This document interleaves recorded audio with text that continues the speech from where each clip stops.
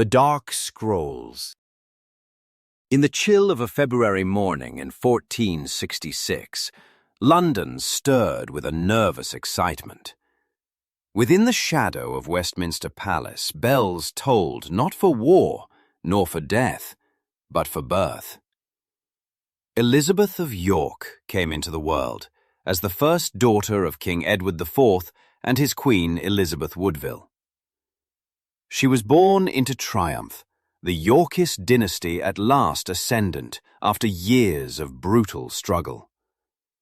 Yet even as her cradle was draped in fine silks and the court celebrated the arrival of a princess, the scent of blood still hung in the air. The Wars of the Roses were far from over, and the child who gurgled beneath a canopy of ermine and gold would soon learn that to be royal in England was to walk forever on a knife's edge. From the beginning, Elizabeth's world was woven with contradiction. Her father, Edward IV, was young, tall, and magnificently handsome, the very image of chivalric kingship. But his claim to the throne was not uncontested. He had seized it by force, toppling Henry VI of Lancaster, and though his crown glittered brightly, it was balanced on unstable foundations.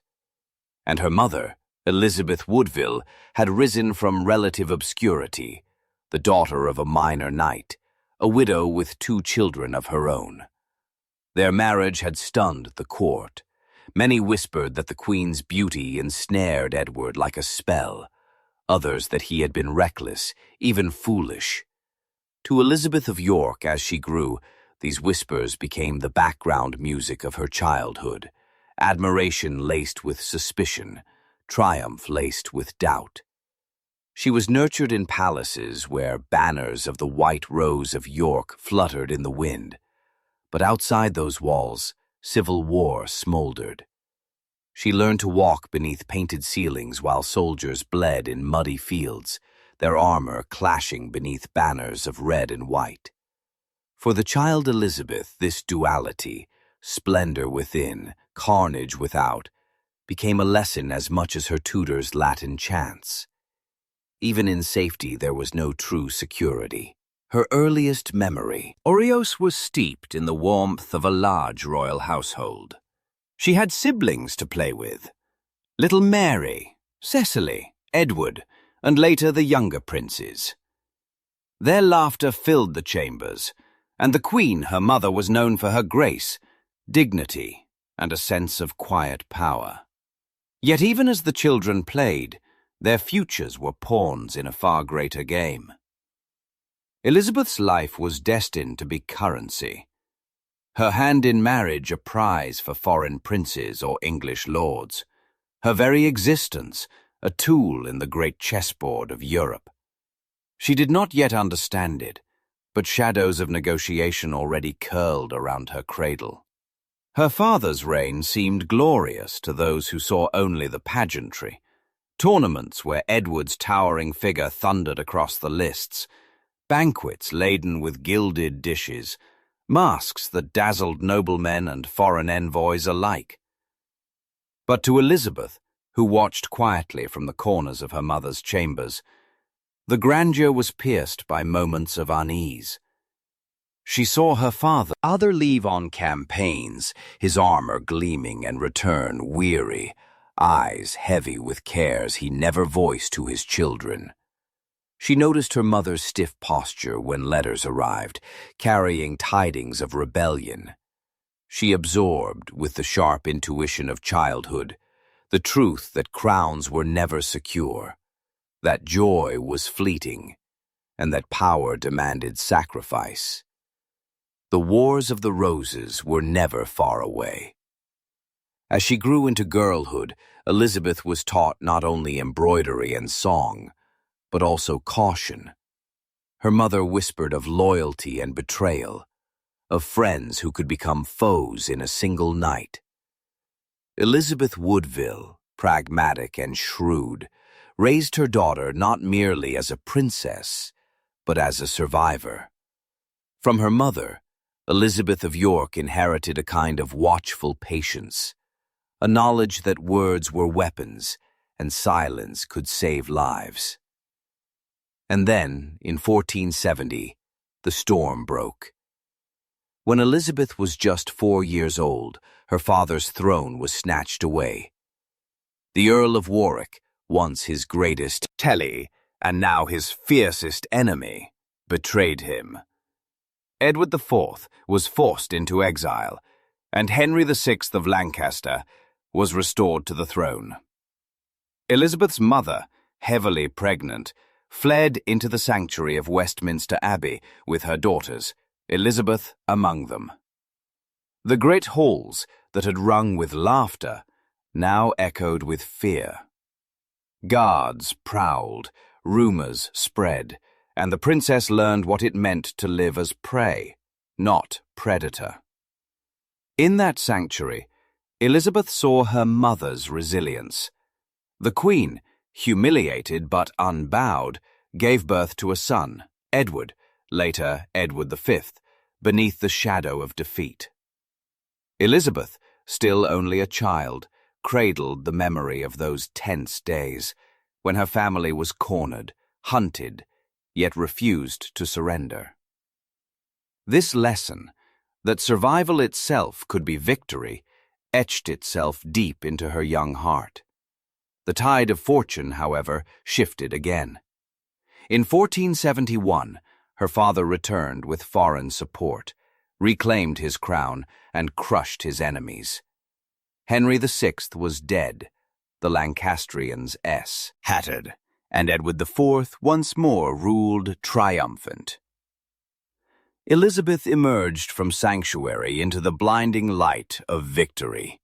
She was old enough now to sense the strange duality of fate, how swiftly despair could turn to triumph, how easily triumph could dissolve into despair. The years that followed seemed calmer, at least on the surface. The Yorkist court glittered in majesty. Elizabeth, now a girl of 8 and then 10, was growing into her own beauty, inheriting her mother's grace and her father's tall frame. Chroniclers later spoke of her as the most beautiful of Edward's daughters, serene, gentle, with the promise of dignity that would one day make her the perfect queen. But beneath the silks and jewels, beneath the courtly dances and lessons in deportment, she carried memories of sanctuary and whispers of betrayal. She never forgot how quickly the world could collapse. By her teenage years, Elizabeth was already entangled in the web of dynastic politics. Proposals of marriage swirled, due around her, a match with the French Dauphin, or perhaps with a powerful European noble. Each scheme was a reflection of her father's ambitions, a reminder that her life was not her own. She was property, a jewel to be bartered for power. Yet Elizabeth, quiet and observant, never rebelled against this reality. She absorbed it, accepted it, and prepared to endure it. She had already learned that resistance was futile, that survival lay in patience, and that time itself could be an ally. But the realm around her was never truly at peace. Old grievances lingered, old enemies plotted, and even within the walls of the court, ambition simmered. Elizabeth of York, in her early youth, stood at the center of it all. A daughter of York, a potential queen, a pawn in a game she could not yet control. And though she did not know it, her very blood would one day serve as the bridge between two warring houses. Her womb the vessel through which England's destiny would be reshaped. The shadows lengthening ended as the 1470s drew to a close. Elizabeth's father was still king, her family secure, her life gilded once more. But whispers of unrest reached her ears. In the corridors of power, she could sense unease, a tremor beneath the marble floors. She had lived enough to know that triumph was fragile, and that behind every feast every mask, every ceremony, lay the possibility of betrayal. She was Elizabeth of York, princess, daughter, survivor, and her story was only just beginning. The years after Sanctuary seemed to promise stability. Yet for Elizabeth of York, peace was never more than a fragile veil stretched over the chaos of England's dynastic wars. As she entered her second decade of life, she grew into a young woman whose grace and composure were remarked upon at court. Those who saw her often spoke of her serene expression, her quiet dignity, and the way she carried herself like a queen in waiting. But beneath that composure lay memories of fear, of flight into Sanctuary, of her father's exile, and of the endless oscillation between triumph and disaster. She had already learned that fortune was a fickle mistress, and she would be reminded of it again in the cruelest of ways. In 1477, when Elizabeth was 11 years old, the first cracks appeared in the Yorkist edifice. The death of Charles the Bold, Duke of Burgundy, left her father scrambling to secure alliances abroad. Elizabeth herself was floated as a bride for the French Dauphin, Louis I's son, a match that would have bound England to France in a powerful alliance. She was aware of the discussions, though they took place above her head, whispered between ambassadors and courtiers in chambers where she was never invited. For a brief time she may have imagined herself in silks of the French court, crossing the Channel to become queen of another realm. Yet as with so many dynastic schemes, the promise evaporated. The Dauphin was betrothed elsewhere, and Elizabeth remained in England, a pawn not yet played. Still, she must have understood that her fate was tied to her father's ability to maintain the throne. Edward IV was strong, but the enemies of York never disappeared. Even within the family, rivalries brewed. Elizabeth's uncle George, Duke of Clarence, was restless and treacherous, turning against the king in pursuit of his own ambitions. Elizabeth would have known him, would have seen him at feasts and ceremonies, perhaps even smiled shyly at his words of kindness. But in 1478, Clarence was arrested for treason, condemned, and put to death. The rumors that he had been drowned in a butt of wine reached every ear in England. For Elizabeth, the lesson was sharp. Even blood could not shield one from suspicion, and loyalty within families could fracture with deadly consequence. Her father remained on the throne for a few more years, but the air grew heavy with foreboding. By 1483, Elizabeth was a young woman of 17, on the cusp of adulthood, when the world she knew was torn apart once more. Edward IV, still only in his early 40s, fell suddenly ill and died. The shock reverberated through the kingdom. Elizabeth, who had known the security of being the king's daughter, found herself at once vulnerable. Her younger brother, Edward V, only 12 years old, was proclaimed heir. Elizabeth must have felt both grief and duty pressing upon her. Grief for her father, duty to support her brother, the boy who would now carry the burden of the crown. But scarcely had Edward V begun his reign when danger closed in.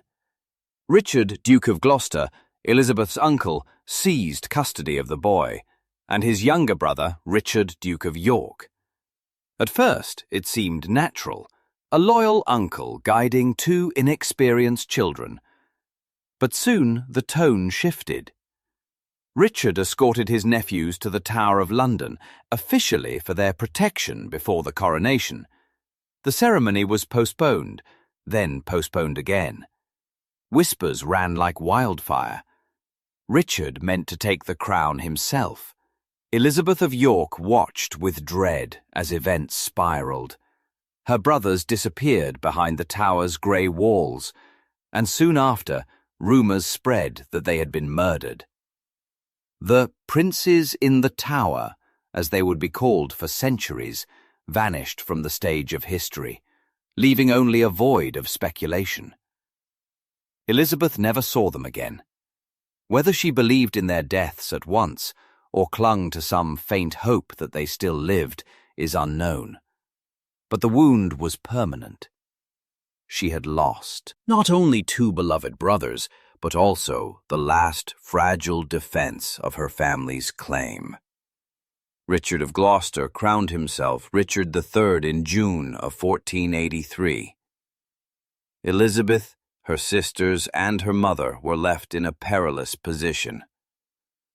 To Richard, they were potential threats, reminders of a rival claim. To foreign powers, they were valuable bargaining chips. For the teenage Elizabeth, life became a study in caution. She lived under the gaze of a man who had perhaps ordered the deaths of her brothers, a man who claimed the throne that by right of blood should have passed to her nephew. Her existence became a balancing act between survival and silence. Yet even in these dark years, Elizabeth's name carried power. With her brothers gone, she was the senior Yorkist heir. Those who despised Richard looked to her as a beacon of legitimacy, the living embodiment of Edward IV's bloodline. She may not have sought it, but she became the focus of plots, alliances, and whispered conspiracies. One such plot emerged in 1484, when it was rumored that Richard III considered marrying his own niece. The idea horrified many, but in the language of dynastic survival, it was not impossible. For Elizabeth, still a young woman of 18, the whispers must have been chilling. Was she to become the consort of the man who had usurped her brother's crown, perhaps even ordered his death? Was she to be used as the ultimate prize in an unholy consolidation of power? The scandal of such rumors eventually forced Richard to deny them, but their very existence revealed Elizabeth's dangerous position. She was not free, not safe, and not forgotten. Every faction, every claimant, every schemer looked at her and saw opportunity. For her, the years 1483 to 1485 were years of endurance. She learned to smile when required, to remain silent when words might betray her, to watch as her fate was debated in chambers from which she was excluded. Her mother, Elizabeth Woodville, played her part too. The Dowager Queen was shrewd, and she knew that her daughter's hand could decide the fate of England. In secret, she began to correspond with Margaret Beaufort, mother of Henry Tudor, the exiled Lancastrian claimant. Their letters proposed a daring alliance. Henry Tudor would invade England, depose Richard III, and marry Elizabeth of York. In that union, York and Lancaster would at last be reconciled. For Elizabeth, the scheme was nothing less than destiny unfolding. She would not choose her husband. Her mother and the fates had chosen him for her. But the promise of safety, of restored honor, of a role as queen, gave her hope. While Henry Tudor gathered support abroad, Elizabeth remained in Richard's England, a glittering prisoner. She attended court, where she was watched carefully. Her every glance and gesture weighed for signs of conspiracy. She wore gowns of cloth of gold and velvet, smiled through courtly dances, bowed her head at mass, all the while carrying within her the knowledge that her future was being plotted far from her control. She must have lived each day with a mixture of dread and anticipation, wondering if Henry would ever return, if her brothers were truly dead, if Richard suspected her loyalties. The final act approached in the summer of 1485. Word spread that Henry Tudor had landed in Wales with his small but determined army. Elizabeth must have heard the whispers in the corridors, the nervous muttering of courtiers, the sudden quiet that fell when Richard entered the chamber. She knew that her fate was tied to the clash that would soon occur. If Richard triumphed, her life might end in obscurity, perhaps worse. If Henry triumphed, she would be queen. She was only 19 years old, and yet her entire existence was about to pivot on the outcome of one bloody field. On August 22, 1485, the armies met at Bosworth. Elizabeth was not there, but in London she must have waited in agonizing suspense. Days later the news arrived. Richard III was dead, slain in battle. Little his crown seized by Henry Tudor. For Elizabeth, the tide of fortune turned again, as it always had in her life. The uncle who had overshadowed her youth was gone, and the man promised to her in secret letters now wore the crown of England. Henry Tudor entered London in triumph, and Elizabeth of York, after years of uncertainty, years of fear and manipulation, stood on the threshold of destiny. She would soon marry him, uniting the houses of York and Lancaster. She would become Queen of England, the mother of a new dynasty. But even as she prepared for this future, she must have carried with her the ghosts of the past, the memory of her lost brothers, the betrayal of blood, the sanctuary of her childhood, the whispers of forced marriages, the endless calculation of survival. In those years between 1477 and 1485, Elizabeth of York was transformed from a girl in the shadow of her father's throne into a woman who embodied the survival of her dynasty. She had endured loss, lived under our suspicion, and become the focus of conspiracies beyond her control. She had learned the art of endurance, the value of silence, and the weight of destiny. Now, as the bells rang in celebration of Henry Tudor's victory, she stepped into a new role, one that would not only define her life, but reshape the history of England itself. The victory at Bosworth had changed everything. Yet for Elizabeth of York, the days that followed were filled not with immediate triumph, but with a strange, almost suffocating uncertainty. Henry Tudor had claimed the crown on the battlefield, raising it high as Richard's lifeless body was dragged from the field. But the kingdom did not yet know what kind of king he would be, and Elizabeth, who had lived too long under the shifting tides of fortune, knew better than anyone that crowns could slip, that victors could quickly become victims, and that promises made in secret might be broken when power was finally seized. She remained in London as the city prepared to welcome its new monarch. The mood was uneasy. Some citizens cheered, others whispered that Henry's claim was weak, built not on blood but on conquest, and a fragile descent from the Beaufort line, once barred from succession. Yet Elizabeth knew that her own blood was the key. She was Edward IV's daughter, the living emblem of Yorkist legitimacy, and it was her hand that could transform Henry from a usurper into a rightful king. The thought must have weighed heavily upon her. After years of being treated as a pawn, her value had never been greater, her very existence now the hinge on which the realm's stability depended. Henry entered the capital to muted celebration. Tall, reserved, cautious to the point of paranoia, he was unlike her father Edward in nearly every way. Where Edward had been a figure of dazzling charisma, Henry was solemn, even brooding, his every step calculated.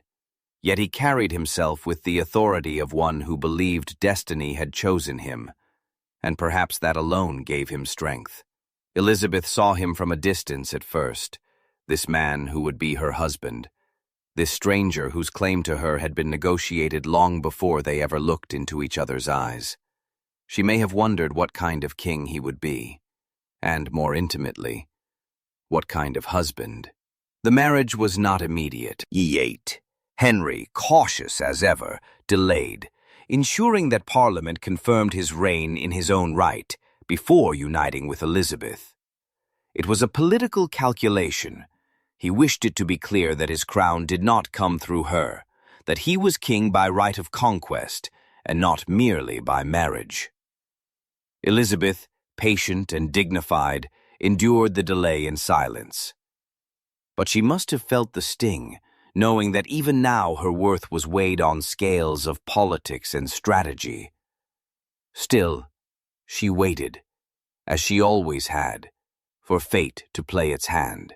Finally, in January 1486, the wedding took place. Westminster Abbey was filled with the solemn grandeur of the occasion. Elizabeth, draped in rich cloth of gold, moved with the grace of one born to rule. Henry, robed in scarlet and ermine, stood beside her, their hands joined in a ceremony that was more than a union of two people. It was the union of two warring houses.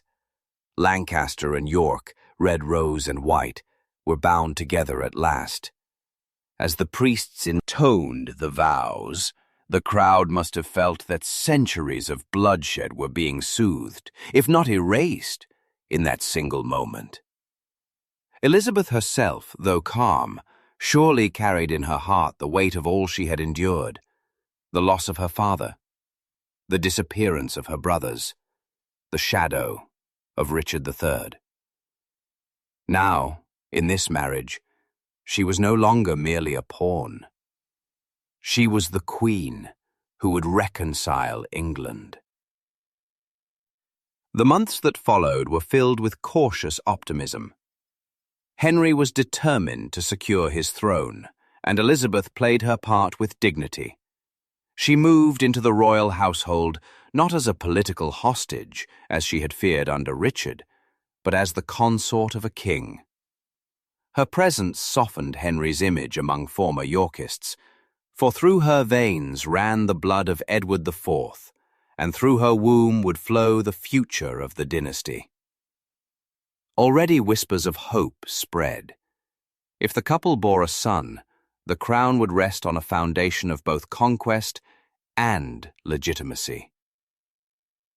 Elizabeth's coronation was delayed until after the birth of their first child, a practical decision shaped by politics and by Henry's careful nature.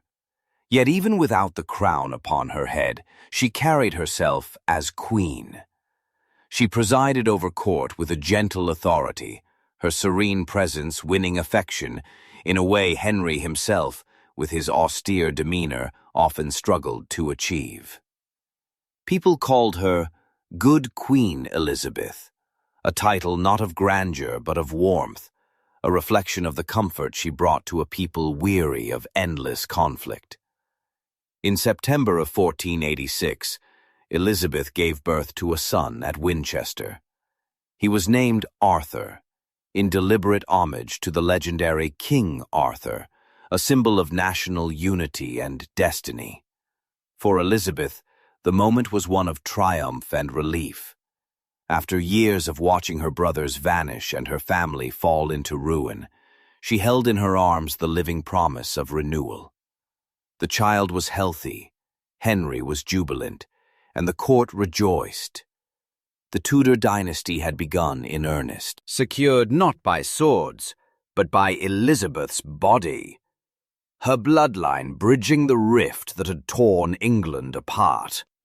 The Tudor rose soon emerged as the emblem of this new age, a red rose for Lancaster, a white rose for York, fused together into a single bloom. It was more than a symbol. It was Elizabeth herself, her life distilled into heraldry.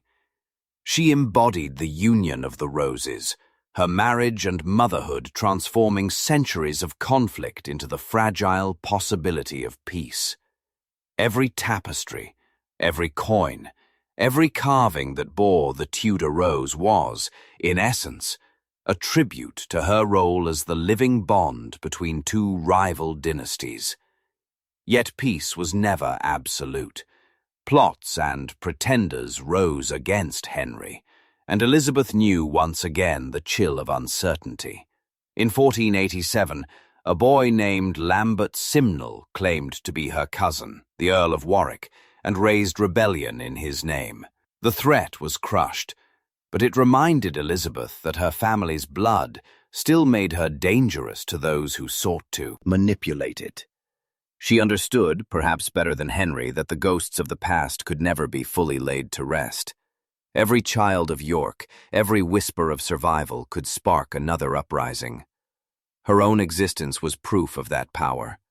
In the quiet moments of her queenship, Elizabeth must have reflected on the strange twists of her fate. She had been a child of sanctuary, a sister to vanished princes, a niece to a usurper, and now she was queen, wife to a king who had risen from exile. She had seen more reversals of fortune by the age of 20 than many would witness in a lifetime. Yet she had endured them all, not through force of arms or political scheming, but through patience, resilience, and the quiet strength of survival. Now, at Henry's side, she wielded a new kind of power, less visible but no less potent. The power of legitimacy, of lineage, of motherhood. Her relationship with Henry was not the stuff of romance, but it was steady. He was cautious, often suspicious, haunted by the fear of conspiracies. She was calm, affectionate, and patient. Where he inspired obedience, she inspired loyalty. Together they created a balance, a partnership that gave the fledgling Tudor dynasty the stability it needed. Elizabeth rarely involved herself in politics directly, yet her influence was undeniable. Courtiers admired her kindness, ambassadors noted her grace, and the common people loved her for the hope she represented. As 1486 drew to a close, Elizabeth of York had become more than a symbol. She was the heart of the Tudor court. She was the living reconciliation of two warring houses, the gentle presence that softened a stern king, and the mother whose child carried the promise of a new England.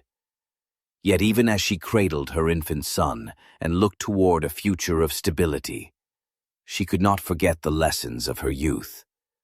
She knew that crowns could fall, that children could vanish, that peace could shatter. And in the shadows of the court, amid the flickering torches and the murmurs of conspiracy, she must have felt that her story was far from over. For Elizabeth of York, life had always been a dance between triumph and tragedy, between survival and sacrifice. Now, as queen, she stood at the center of England's destiny, her every breath shaping the future of the realm. And though she wore the crown of a reconciler, she knew too well that the blood of roses still stained the soil, and that the peace she embodied might yet demand further sacrifice. The birth of Prince Arthur had secured the throne, but for Elizabeth of York, the years that followed were a relentless balance of joy and sorrow, of triumph overshadowed by loss. As she settled into her queenship, her primary duty was clear: to provide heirs, to populate the fragile Tudor dynasty with children who would anchor Henry's crown in the soil of legitimacy. Each pregnancy became a political act, each christening a national celebration, each death a national crisis. In Elizabeth's womb, the future of England lived and sometimes died. And through her body she carried not only her own hopes, but the fate of a kingdom weary of civil war. By the early 1490s, Elizabeth had already given birth to several children. After Arthur came Margaret, destined to be married into the Scottish royal family. Then Henry, the boy who would one day become Henry VIII, full of restless energy even as a child. Mary followed, a girl who would later cross seas to wear the French crown. There were also chapter, children who never survived infancy: Edmund, Catherine, Elizabeth. But their brief lives left shadows in the royal nursery, reminders that mortality still haunted even the highest born. For Elizabeth, each child was both a blessing and a burden, a source of maternal love, and a pawn in the dynastic game that never ceased. Her daily life as queen was quieter than one might imagine. Henry VII, ever wary of conspiracies, controlled politics tightly, surrounding himself with advisors he trusted. Elizabeth rarely intervened, yet her influence was palpable in subtler ways.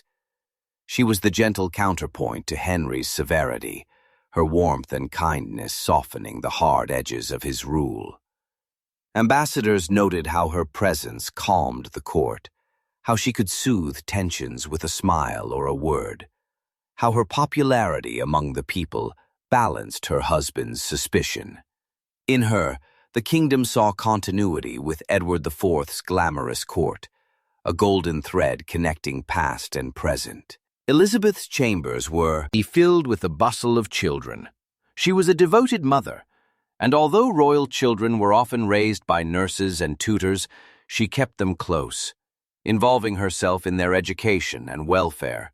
She watched Arthur grow into a studious, solemn youth, carefully prepared for kingship.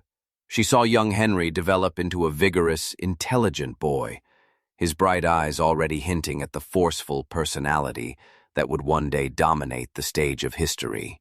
She laughed with her daughters, Margaret and Mary, and perhaps whispered to them lessons drawn from her own life: how fortune could shift without warning, how silence could preserve safety, how patience could outlast storms. But beyond the walls of the nursery, danger never faded. Pretenders arose with unnerving frequency, exploiting lingering doubts about Henry's claim. In 1491, a young man named Perkin Warbeck appeared in Ireland, claiming to be Richard of Shrewsbury, Elizabeth's own lost brother, one of the vanished princes in Till. The Tower. For Elizabeth, the news must have been a dagger to the heart. Could it be true? Could her brother, thought dead for nearly a decade, still live? Or was this merely another impostor, a cruel echo of the past? She never spoke openly of her feelings, but the weight of the rumor must have pressed upon her. If Warbeck truly was her brother, her husband's throne would be imperiled. If he was not, then her family's tragedy had been twisted into a weapon against her children. Either way, Elizabeth stood again at the crossroads of blood and power. Henry dealt with the threat harshly, and Elizabeth, as always, bore it with silence. She did not publicly challenge her husband, nor did she openly embrace the claimant. Instead, she retreated behind the mask she had worn all her life, the serene queen whose private griefs were hidden from public gaze. But in the stillness of her chambers, perhaps she remembered the boys who had played beside her in childhood, and wondered whether she would ever truly know their fate. In 1501, Elizabeth's eldest son, Arthur, was married to Catherine of Aragon, daughter of the Spanish monarchs Ferdinand and Isabella. The marriage was celebrated with splendid pageantry. Elizabeth, now in her mid-30s, watched with pride as her son stood beside his bride, the union symbolizing England's rising stature in European politics. Yet behind her pride lingered anxiety. She knew how fragile life could be, how quickly joy could unravel. And so it did. Within months, Arthur fell ill at Ludlow and died in April 1502, scarcely 16 years old. The news struck Elizabeth with crushing force. She had lost children before, but Arthur was the hope of the dynasty, the carefully prepared heir. His death was not only a personal tragedy, but a political disaster.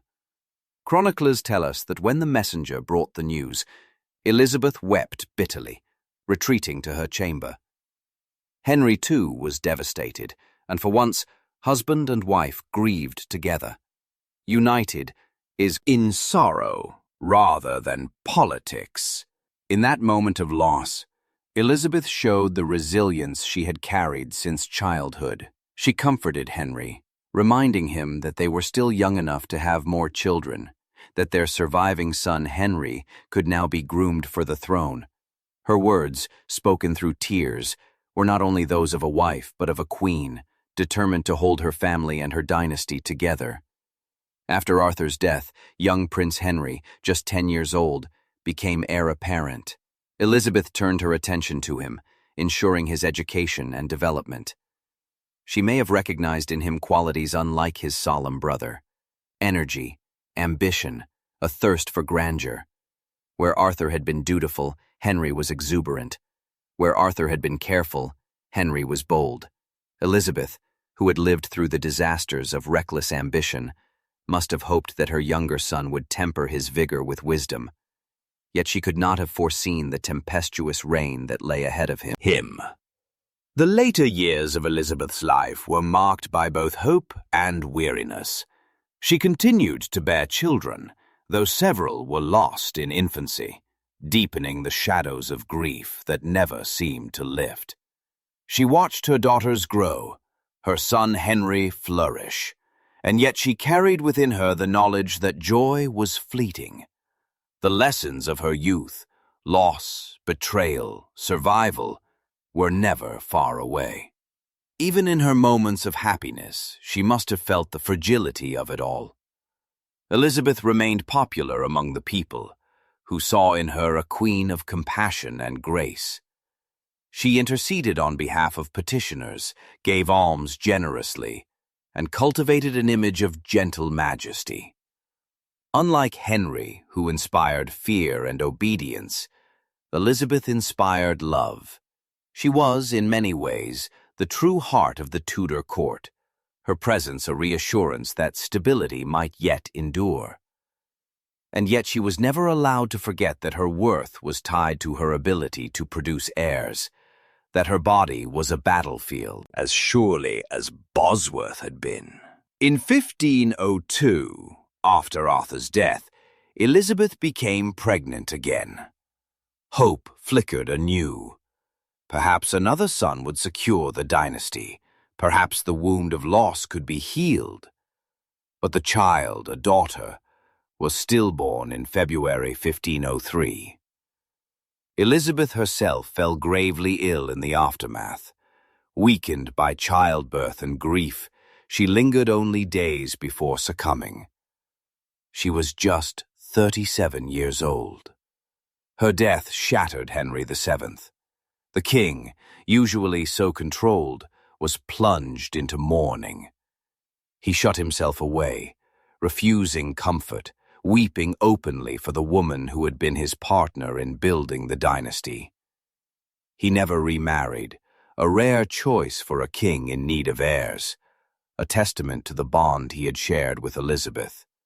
For England, her passing was a moment of collective sorrow. The queen who had embodied reconciliation, who had turned civil war into fragile peace, was gone. Yet, Elizabeth's legacy lived on in her children. Henry, the boy she had nurtured, would become Henry VIII, a king whose reign would transform England forever. Margaret, her daughter, would marry James IV of Scotland, becoming grandmother to Mary, Queen of Scots, and great-grandmother to James VI, who would unite the crowns of England and Scotland. Mary, her other daughter, would become Queen of France for a time. Through them, Elizabeth's blood flowed into the veins of Europe, her quiet presence echoing across centuries. In her life, Elizabeth of York had known more reversals of fortune than most can imagine. From princess to exile, from pawn to queen, from sister of vanished princes to mother of kings. She had endured loss with dignity, had wielded silence as a shield, had turned her very existence into the glue that bound a fractured kingdom. Her story was not one of flamboyant power or bold deeds, but of resilience, patience, and quiet strength. In a world of ambition and betrayal, she had been the steady flame that lit the path of a dynasty. When Elizabeth of York slipped from life in the chill of February 1503, the walls of the royal palace seemed to close in with silence. She had given birth to a daughter, a fragile child who lived only for a few days, and in the aftermath, her own strength had ebbed away. At just 37 years of age, the Queen who had been the living symbol of unity, the patient reconciler of warring roses, was gone. For Henry VII, a man known for his guarded heart and calculating mind, the loss tore through him like no battlefield wound ever had. The king who rarely showed his emotions now wept openly. He had been shaped by exile, by mistrust, by the endless plots of rivals, and he had learned to wear suspicion as armor. But with Elizabeth, there had been something steady, something certain. She had softened his rule with her grace, steadied his dynasty with her bloodline, and given him children who carried both York and Lancaster within them.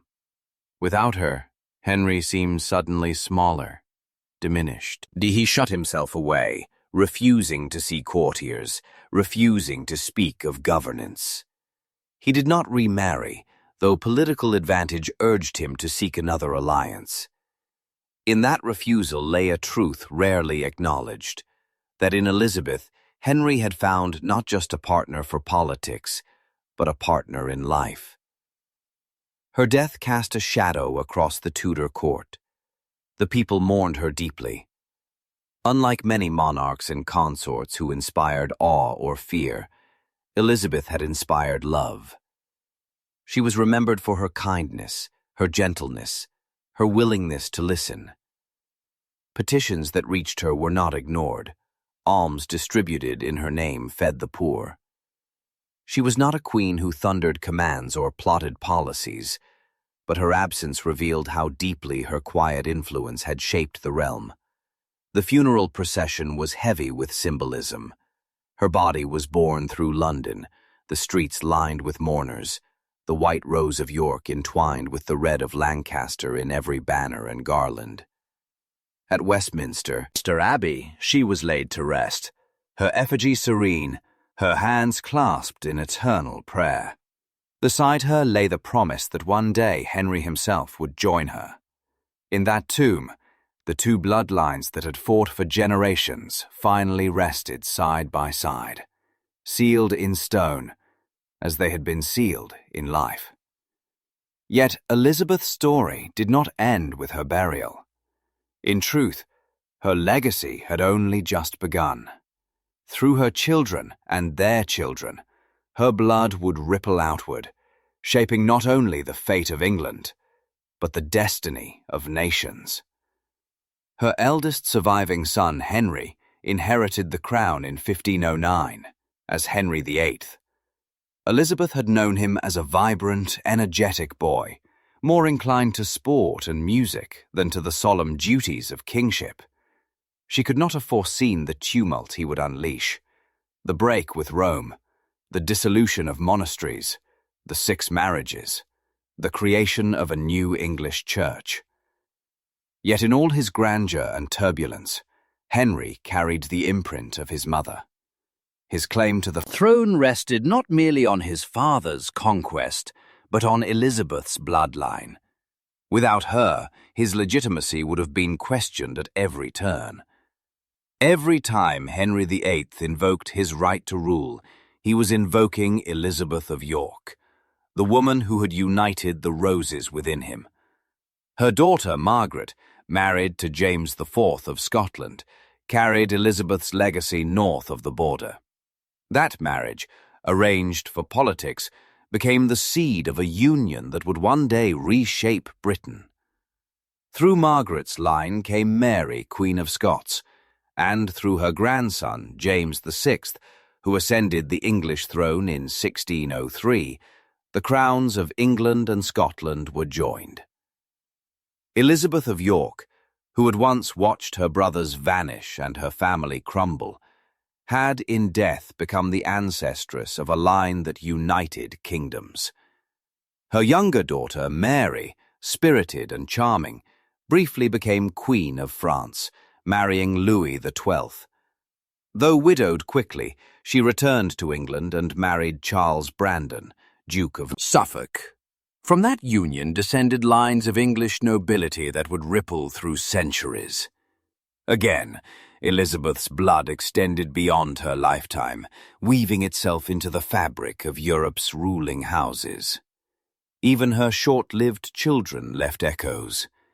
Edmund, who died as a boy, was remembered tenderly. Catherine and the stillborn Elizabeth were mourned quietly, their brief lives adding to the tapestry of sorrow that Elizabeth herself had borne. In those small graves lay the reminder that the security of dynasties was never guaranteed, that even the most powerful families were not immune to loss.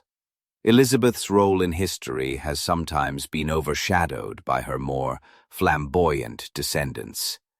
Henry VIII with his tempestuous reign, Elizabeth I with her golden age. Yet without Elizabeth of York, neither would have existed, neither would have ruled. She was the foundation stone, the hidden keystone that made the Tudor arch possible. She had endured the Wars of the Roses, had carried the bee. Urdan, of her brother's disappearance, had lived under the shadow of Richard III, and had emerged not as a warrior, but as the vessel of peace. Her patience, her endurance, her quiet dignity were the tools by which she secured her family's survival. Her image, preserved in portraits, shows a woman serene and fair, her hair pulled back beneath a jeweled headdress, her eyes calm, her lips neither smiling nor frowning, but set in gentle repose. In that face we see not the storm of ambition, but the quiet strength of reconciliation. She does not glare like Richard III, nor blaze like Henry VIII. She soothes, she steadies, she endures. In her effigy at Westminster, her hands remain clasped in prayer, a queen still in death as she was in life, watchful, dignified, unyielding in the face of fate. Her story is also one of irony. As the daughter of Edward IV, she should have lived as a princess at the heart of Yorkist glory, her brothers reigning as kings, her family secure. Instead, she became the sister of the vanished princes, the niece of a usurper, the wife of a conqueror. She was meant to be a pawn, yet she became the axis on which the kingdom turned. She was meant to be forgotten, yet her descendants carried her name into immortality. In the centuries that followed, chroniclers and dramatists often overlooked Elizabeth, focusing instead on the bloody struggles of men. But the closer one looks, the clearer her importance becomes.